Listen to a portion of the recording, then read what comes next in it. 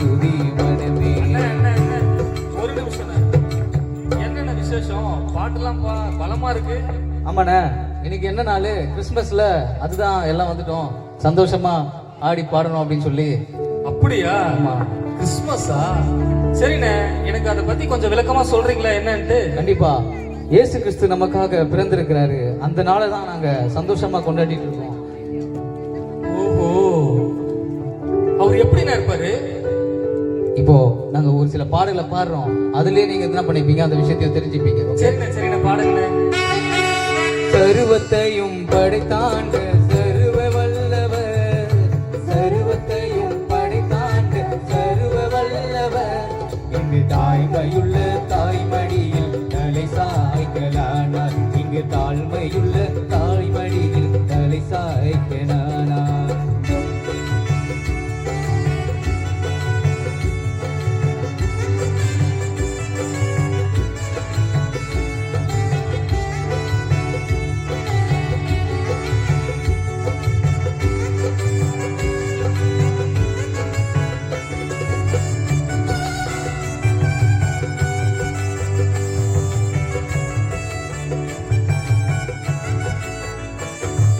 சிங்காசனம் வீற்றிருக்கும் தேவமைந்தனா, சிங்காசனம் வீற்றிருக்கும் தேவமைந்தனா, இங்கு பங்கமுற்று பசுத்தொட்டியில் படுத்திருக்கிறா, இங்கு பங்கமுற்று பசுத்தொட்டியில் படுத்திருக்கிறீர்.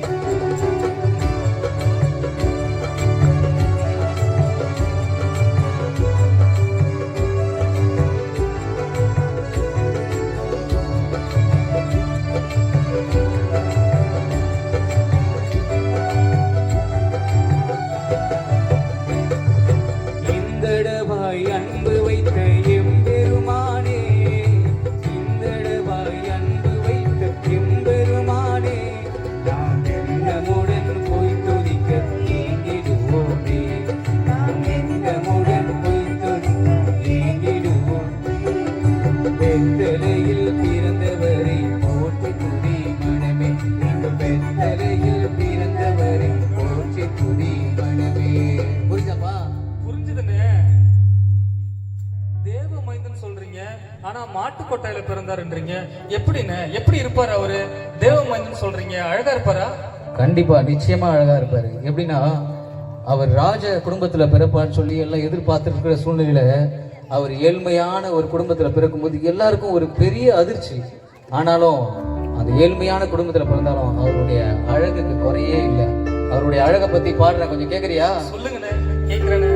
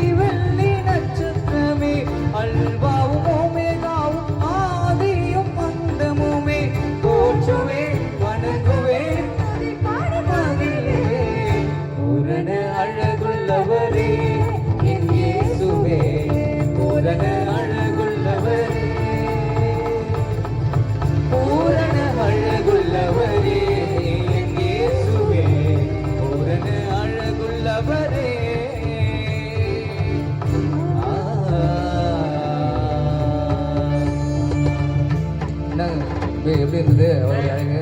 அண்ணே, நீங்க ஒரு அழகு சொன்னதுல நான் என்னையே மறந்துட்டேனே. சரிண்ணே, அவரு தேவ மைந்தன் சொன்னீங்க, பூரண அழகுள்ளவர்னு சொன்னீங்க. அவரு எப்படி வளர்ந்தாரு? அதையும் சொல்லுமா. அவர் இந்த உலகத்துல வந்து வாழ்ந்த போது எல்லாருமே நினைச்சிருந்தாங்க அவர் ஒரு உயர்ந்த குலத்துல, யூத குலத்துல பிறந்தவர், நம்ம கிட்ட அவர் பேச மாட்டாரு, நம்ம கிட்ட பழக மாட்டாரு அப்படின்னு சொல்லி நினைச்சிட்டு இருந்தாங்க எல்லாம்.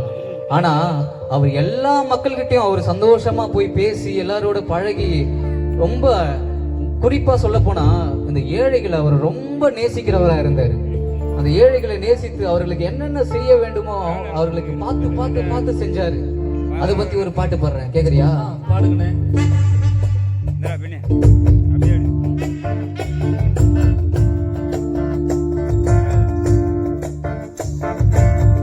ஏழைக்கு பங்காளரா, பாவிக்கு ரட்சகரா, இயேசு என்னும் திருமகனா, இதயத்தில வாழ்பவரா. ஏழைக்கு பங்காளரா, பாவிக்கு ரட்சகரா, இயேசு என்னும் திருமகனா, இதயத்திலே வாழ்பவரா. ஏழைக்கு பங்காளரா.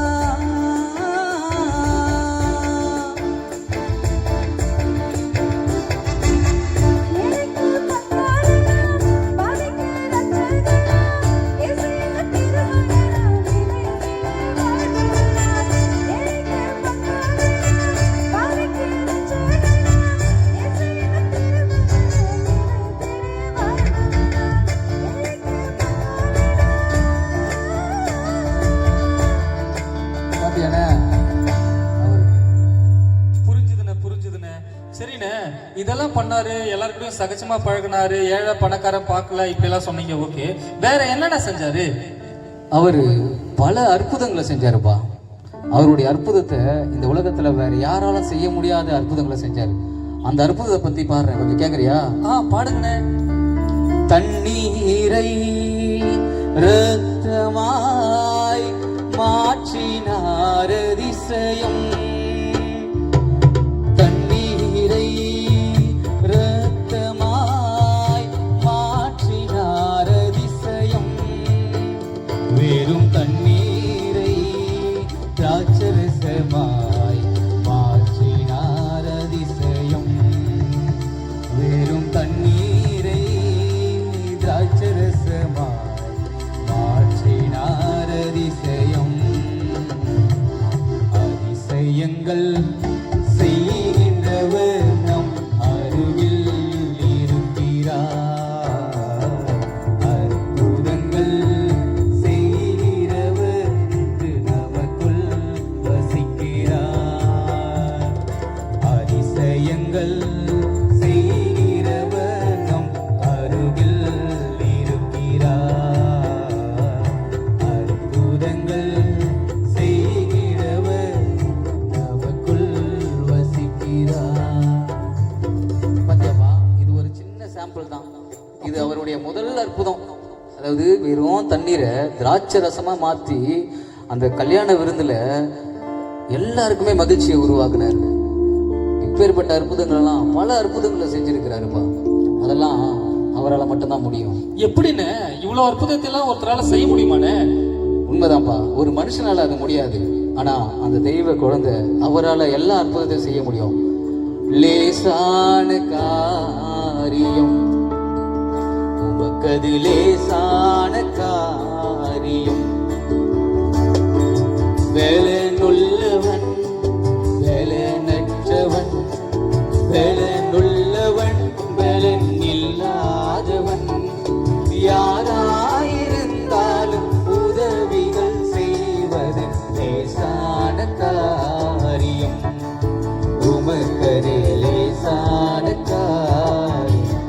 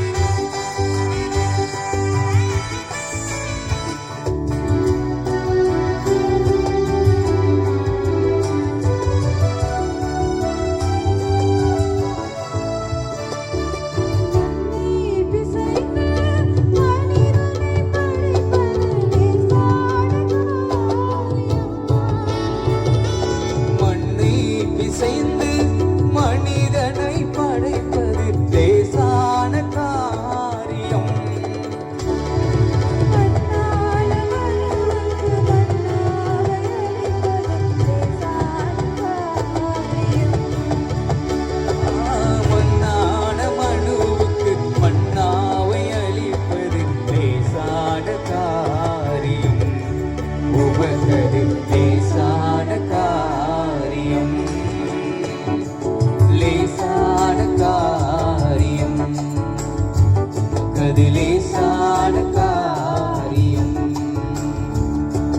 பெலனுள்ளவன் பெலனற்றவன் பெலனுள்ளவன் பெலன் இல்லாதவன் யாராயிருந்தாலும் உதவிகள் செய்வது லேசான காரியம் இயேசுவுக்கு லேசான காரியம்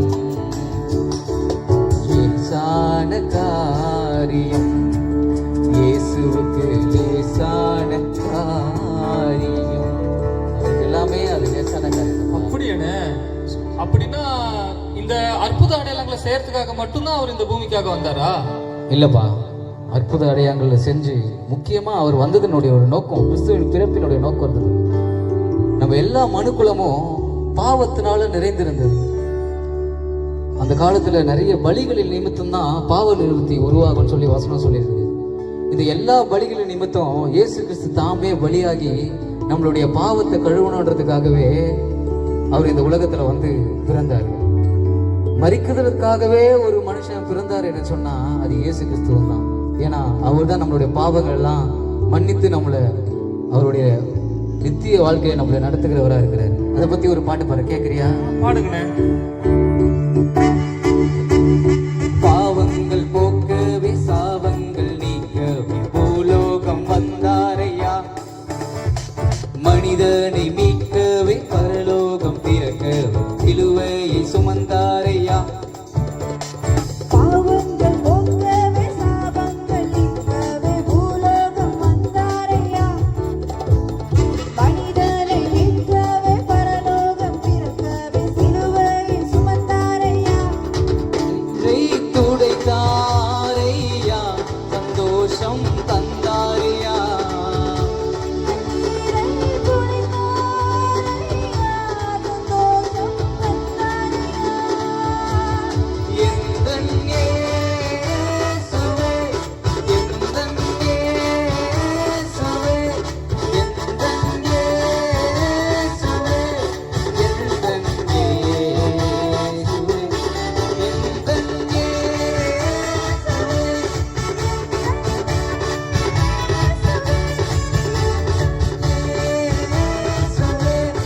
எந்தன் இயேசுவே.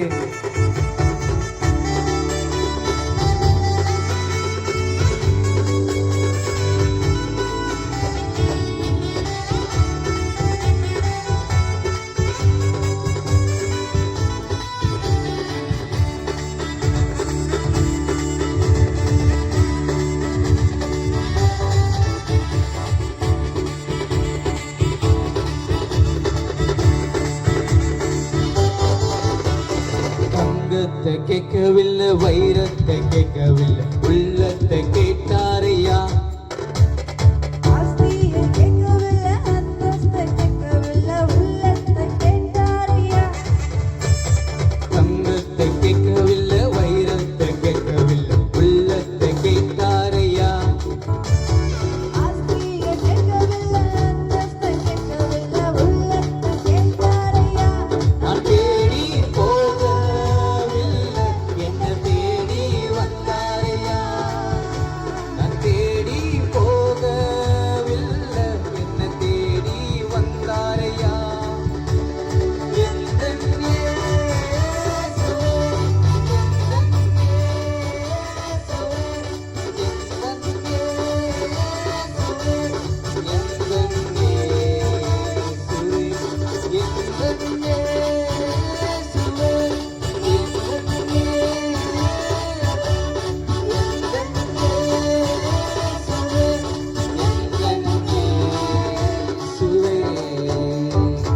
பாத்தியாப்பா?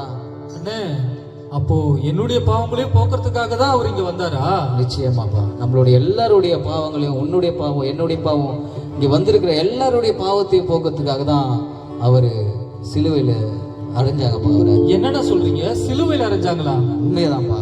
சிலுவை என்பது ஒரு மோசமான கொலை கருவிப்பா. அதுல சாதாரணமான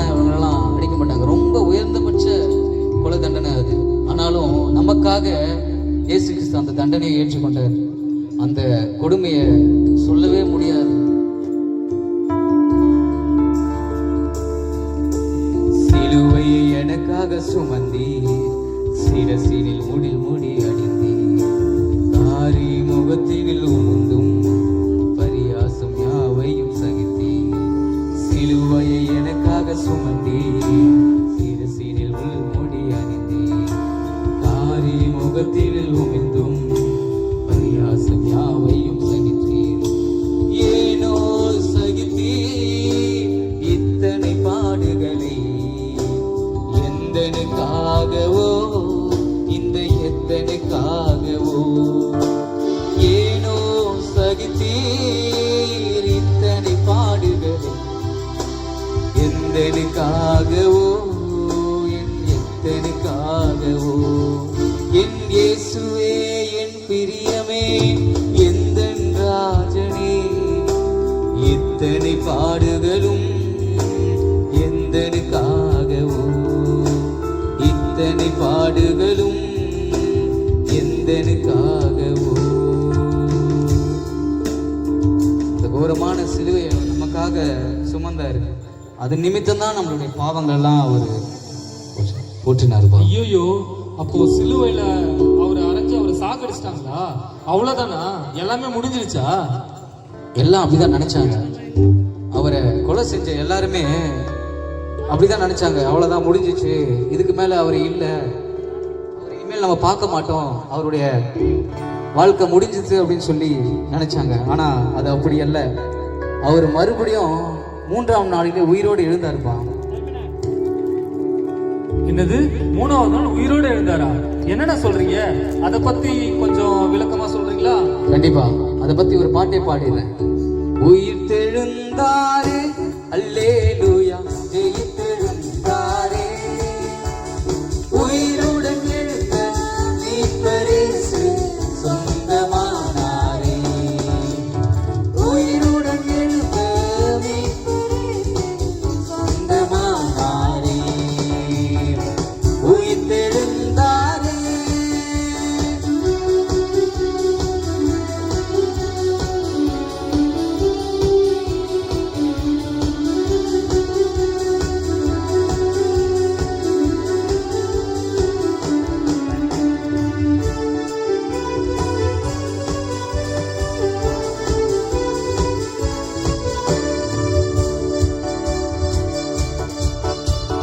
கல்லறை திறந்திடவே, கடும் சேவகர் மயங்கிடவே.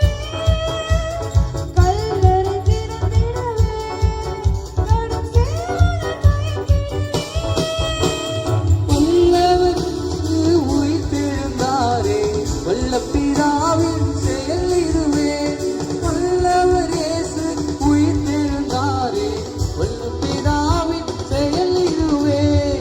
உயிர்த்தெழுந்தாரே அல்லேலூயா, ஜெயித்தெழுந்தாரே, உயிருடன் எழுந்த மீட்பரேசு சொந்தமானாரே, உயிருடன் எழுந்த மீட்பரேசு சொந்தமானாரே.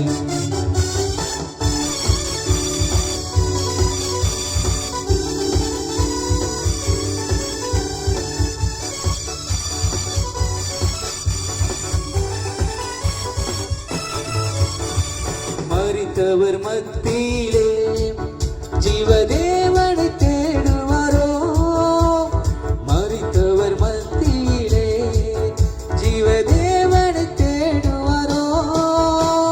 நீரின் அதிபதி உயிர்த்தெழுந்தாரே, நித்திய நம்பிக்கை பெறுகிறதே. நீதியின் அதிபதி உயிர்த்தெழுந்தார், நித்திய நம்பிக்கை பெறுகிறதே. உயிர்த்தெழுந்தாரே அல்லேலூயா, எழுந்தாரே,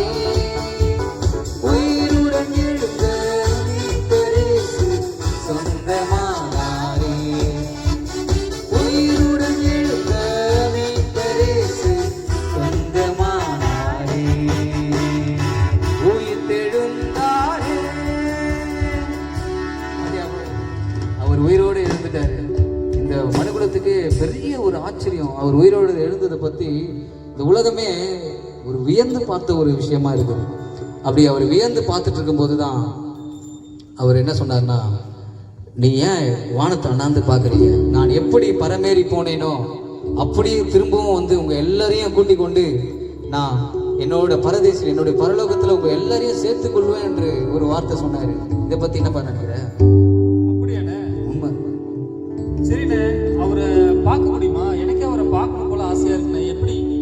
இந்த உலகமே அவருடைய வருகையை தான் எதிர்பார்த்து காத்து கொண்டிருக்கிறது.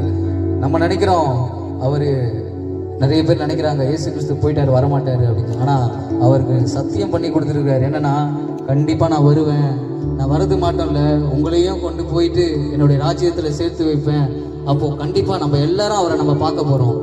அது சந்தோஷமான ஒரு நிகழ்வு. அந்த நிகழ்வுல எல்லாருமே சேர்ந்து ஒரு ஒரு பெரிய ஒரு ஆர்ப்பாட்டமான ஒரு விஷயம், அதை நம்மளும் பார்க்க போறோம். அதை பத்தி ஒரு பாட்டு பாடிடலாமா? சரிண்ணே, பாடிடலாண்ணே. இன்ப இயேசு ராஜாவை நான் பார்த்தால் போதும், மகிமையில் அவரோடு நான் வாழ்ந்தால் போதும். இன்ப இயேசு ராஜாவை நான் பார்த்தால் போதும், மகிமையில் அவரோடு நான் வாழ்ந்தால் போதும். நித்தியமாய் மோட்ச வீட்டில் சேர்ந்தால் போதும், நித்தியமாய் மோட்ச வீட்டில் சேர்ந்தால் போதும். அல்லேலூயா கூட்டத்தில் நான் மகிழ்ந்தால் போதும், அல்லேலூயா கூட்டத்தில் நான் மகிழ்ந்தால் போதும். இன்ப இயேசு ராஜாவை நான் பார்த்தால் போதும், மகிமையில் அவரோடு நான் வாழ்ந்தால் போதும். இன்ப இயேசு ராஜாவை நான் பார்த்தால் போதும், மகிமையில் அவரோடு நான் வாழ்ந்தால் போதும்.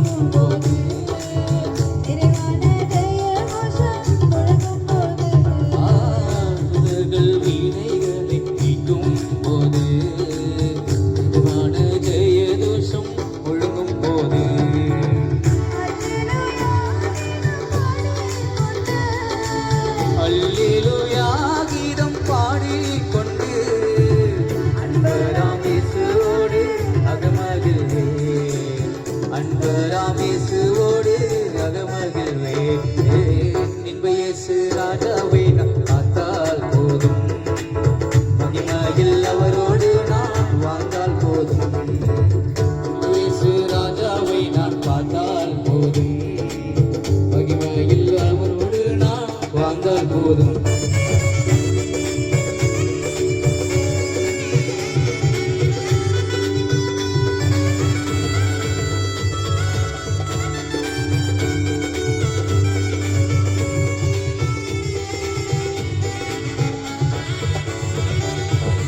ஆகாயக்காலம் என்று முழங்கிடுமோ, ஏழையின் நாவல் என்று தித்திடுமோ.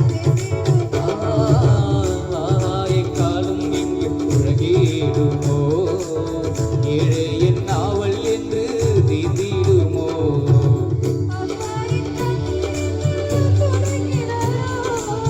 அப்பா என் கண்ணீர் என்று துடைக்கிறாரோ, அவளாய் எங்கிடுதே எனதுள்ளமே, அவளாய் எங்கிடுதே எனதுள்ளமே.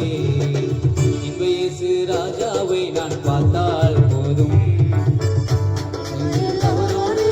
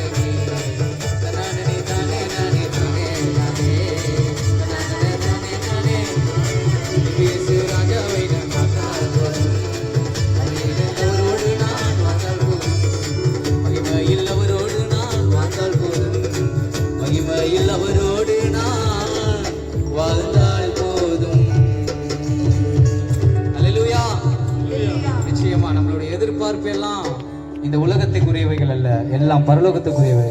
நம்மளுடைய இயேசப்பா எப்போ வருவாரோ, அவரோடு எப்போ போவோம் என்று எதிர்பார்த்து காத்து கொண்டிருக்கிறோம்.